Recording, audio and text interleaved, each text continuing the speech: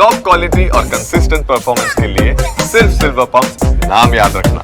સમાચારમાં આગળ વધીએ તો મંદીના માહોલ વચ્ચે બીએમસીના સત્તાધીશો દ્વારા તોતિંગ વેરામાં વધારો ઝીંકવાની ચર્ચાથી ભાવનગર વાસીઓમાં ચિંતા છે।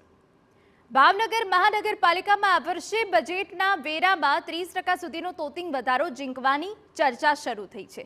એક તરફ હીરા અને પ્લાસ્ટિક ઉદ્યોગમાં મંદીનો માહોલ છે અને બીએમસીના સત્તાધીશોએ શહેરી જરૂરી સુવિધાના નામે કંઈ ખાસ આપ્યું નથી અને વેરામાં વધારો કરવાની વાત થતાં સ્થાનિકોમાં રોષ છે।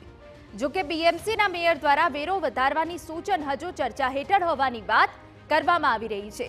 તંત્રએ સૂચવેલો વધારો માન્ય રાખવો કે નહીં તે નિર્ણય સાધારણ સભામાં ચૂંટાયેલા સભ્યો કરશે। વિરોધ પક્ષ આ વધારાને ગેરવ્યાજબી અને અન્યાયી ગણાવી રહ્યા છે અને જો વધારો ઝીંકવામાં આવશે તો વિરોધ પક્ષ નહીં ચલાવી લે તેવી ચીમકી ઉચ્ચારવામાં આવી છે। અંતે તો આપણે ભાવનગરના વિકાસ માટે વાપરતા હોય છે, ભાવનગરના લોકો માટે વાપરતા હોય છે, ભાવનગરની પબ્લિકને સુખ સગવડતા મળી રહે તે માટે આપણે વાપરતા હોઈએ છીએ।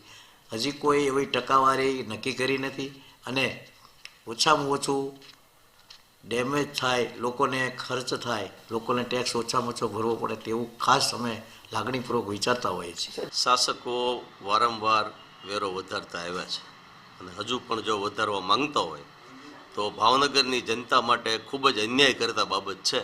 કારણ કે ભાવનગર ભાંગતું જાય છે, રોજગાર નથી, માણસ પોતાનું ઘરનું ગુજરાન માંડ માંડ ચલાવી રહ્યા છે, ત્યારે આ જે વેરાની બાબત છે એની પ્રજાની કમર તોડી નાખશે।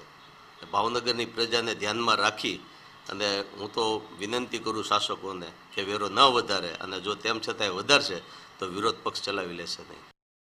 નગરપાલિકાનો મિલકત વેરો હાલમાં રહેણાંક મકાનોમાં ચોરસ મીટર દીઠ 13 રૂપિયા અને બિન રહેણાંકમાં 26 રૂપિયા અમલમાં છે। ત્યારે આગામી નાણાકીય વર્ષ 2025-26માં મિલકત વેરાના દરમાં સીધા 30.76% વધારો કરી રહેણાંકમાં 17 રૂપિયા અને બિન રહેણાંકમાં 34 રૂપિયાનો કરવા માટે તંત્ર દ્વારા દરખાસ્ત કરી છે। ત્યારે સ્થાનિકો દ્વારા આ વેરો વધારાનો વિરોધ કરવામાં આવી રહ્યો છે। હીરા અને પ્લાસ્ટિક ઉદ્યોગમાં મંદી વચ્ચે પ્રજાને રાહત આપવાની જગ્યા પર વેરામાં વધારો કરવાના સૂચનથી સ્થાનિકોમાં રોષ જોવા મળી રહ્યો છે। સાથોસાથ રત્ન કલાકારોની મંદી છે, પ્લાસ્ટિક ઉદ્યોગની અંદર મંદી છે, એની અંદર હજી એ મંદીની અંદર સામાન્ય માણસ માંડ માંડ એનું જીવન જીવતા હોય છે। એવા સમયમાં બીએમસી જ્યારે 30% ટેક્સ વધારો નાખવાનું વિચારી રહી છે એ ખૂબ જ દુઃખની બાબત છે। પ્રાથમિક સુવિધા આપવાની જગ્યાએ મોટો ટેક્સ નાખી અને જે પ્રજાને લૂંટી રહી છે એ ખૂબ જ ગંભીર બાબત છે, દુઃખની બાબત છે।